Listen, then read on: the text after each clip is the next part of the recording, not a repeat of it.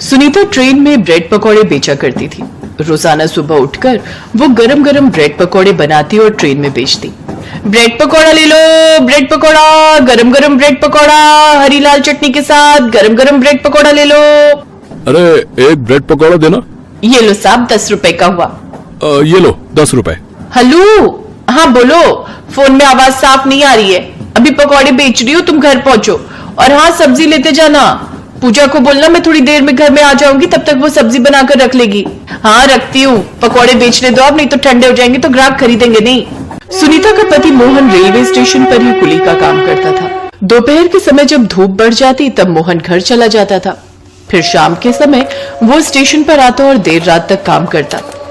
अपने पति की मदद करने के लिए सुनीता ने सुबह सुबह ट्रेन में पकौड़े बेचना शुरू किया था ताकि घर के खर्चे में मदद हो सके। सुनीता और मोहन की एक ही बेटी थी जिसका नाम था पूजा। पूजा की उम्र लगभग 15 से 16 वर्ष की थी। पैसों के अभाव के कारण पूजा 6ठी क्लास तक ही पढ़ी थी। ऐसे ही सुनीता का काम चल रहा था, पर अब सुनीता की देखा देखी और भी पड़ोस की औरतों ने ब्रेड पकौड़े बेचने शुरू कर दिए।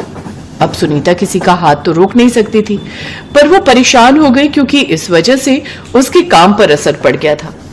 जहां पहले वो रोजाना के 30-40 पकौड़े आराम से बेच लेती थी, वहीं अब 10 पकौड़े भी बड़ी मुश्किल से बिक रहे थे। सुनीता एक काम कर, तू ये ब्रेड पकौड़ा बेचना छोड़ दे। बेकार में तू रोज नुकसान करती है। बेसन, तेल, ब्रेड, मिर्च, मसाला सब कुछ तो लगता है। कमाई 100 रुपए की नहीं होती और लागत उससे ज्यादा की होती है। हाँ, थोड़े दिन और देखती हूँ, अगर नहीं चला तो कुछ और सोच लूंगी। अभी जो बनाए हुए हैं वो तो बेच ही आऊं।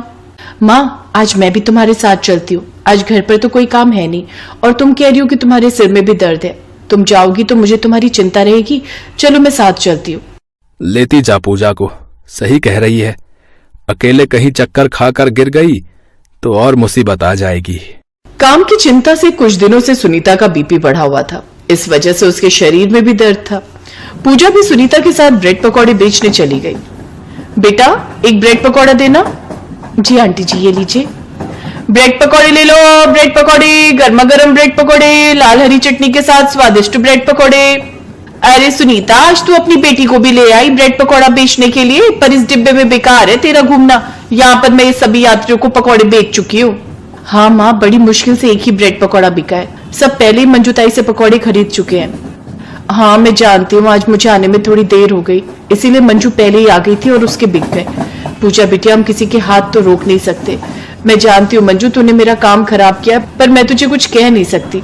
तू कोई और काम भी खोल सकती थी, पर तूने मेरी रोजी रोटी पर लात मारी है। अरे तो जो चलता काम होगा वही तो करूंगी, मेरी मर्जी, मैं जो बेचूं। ट्रेन में मेरी अच्छी कमाई हो रही है तो तू जल क्यों रही है?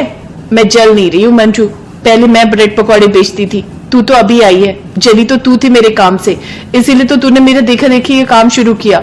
माँ, दूसरे डिब्बे में चलते, तुम्हारी तबीयत ठीक नहीं है। इनके साथ बहस में पड़ोगी तो और तबीयत खराब हो जाएगी। सुनीता और पूजा दोनों ट्रेन के दूसरे डिब्बे में पहुंच गई। सुबह का समय था। डिब्बे में बहुत से यात्री अभी सो रहे थे। अचानक सुनीता की नजर एक विदेशी महिला पर पड़ती है। विदेशी महिला प्रेग्नेंट थी और अचानक उसकी तबीयत खराब हो गई थी। प्लीज प्लीज हेल्प मी, क्या यहाँ कोई आसपास डॉक्टर है? मेरी तबीयत कुछ ठीक नहीं है। मैडम जी, डॉक्टर तो है, पर आपको स्टेशन पर उतरना पड़ेगा। यहाँ स्टेशन के पास ही एक डॉक्टर की दुकान है। हाँ, मुझे यहीं उतरना है, मेरा होटल बुक है, पर अचानक मेरे पेट में दर्द हो गया।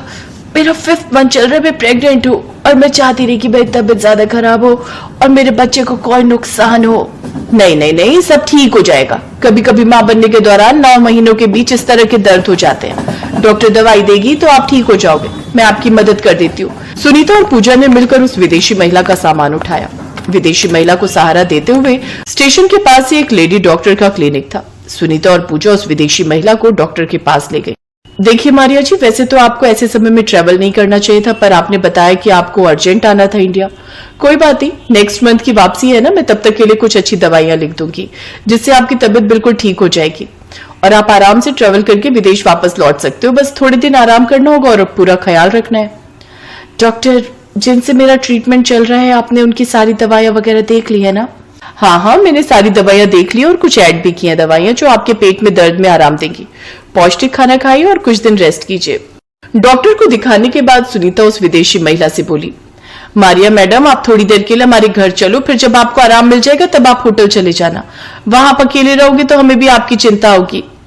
ओह, थैंक यू सो मच, आप बहुत अच्छे हो सुनीता जी। ठीक है, मैं कुछ देर आपके घर पर रेस्ट कर लेती हूँ, फिर रात को होटल चली जाऊंगी। मारिया सुनीता और पूजा के साथ उनके घर आ जाती है। मारिया देखती है कि सुनीता बहुत गरीब है।